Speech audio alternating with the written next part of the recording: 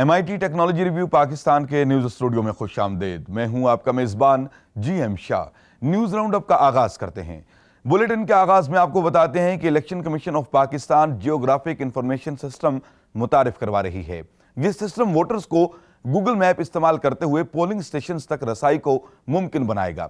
صرف یہی نہیں، election commission of Pakistan voters کی معلومات پر مبنی انتخابی فہرستوں کو کمپیوٹرائز کرنے کے ساتھ ساتھ نتائج کو بھی پیش کرے گا۔ الیکشن کمیشن آف پاکستان کے تعلقات عامہ کی افسر ہدا گوہر کہتی ہیں کہ الیکشن کمیشن کمپیوٹرائزڈ انتخابی فہرستوں پر براہ راست نئے ووٹرز کی معلومات ریکارڈ کرنے کے لیے ڈیٹا انٹری آپریٹرز کی خدمات حاصل کرے گا، جس سے انتخابی فہرستوں میں ووٹروں کے ڈپلیکیٹ اندراج کی شکایات کا خاتمہ ہو جائے گا۔ اس کے علاوہ ووٹروں کی رجسٹریشن اور منتقلی بھی مؤثر انداز میں ہو سکے گی۔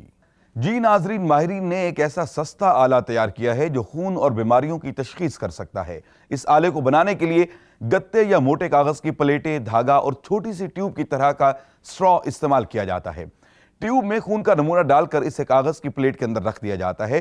کاغذ کی پلیٹوں کو دھاگے کے مرکز میں رکھ کر ان کے سروں پر چھوٹی سی لکڑی کی ڈنڈیاں باندھ دی جاتی ہیں۔ ڈنڈیوں کو پکڑ کر اسے ہاتھوں سے گھمانے سے خون کے نمونے والا سٹرا 1 منٹ میں 1,50,000 بار گھومتا ہے اور صرف 1.5 منٹ میں پلازما خون سے الگ ہو جاتا ہے، جبکہ 15 منٹ میں ملیریا کے جراثیم اگر موجود ہوں علیحدہ ہو جاتے ہیں۔ اس آلے کی قیمت 20 سینٹ ہے۔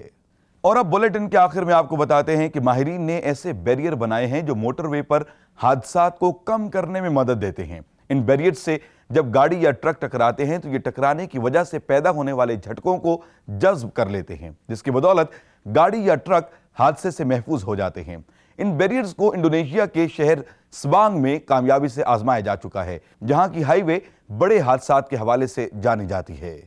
اس کے ساتھ ہی MIT ٹیکنالوجی ریویو پاکستان کے نیوز اسٹوڈیو سے اپنے میزبان GM شاہ کو اجازت دیجیے۔ اللہ نگہبان۔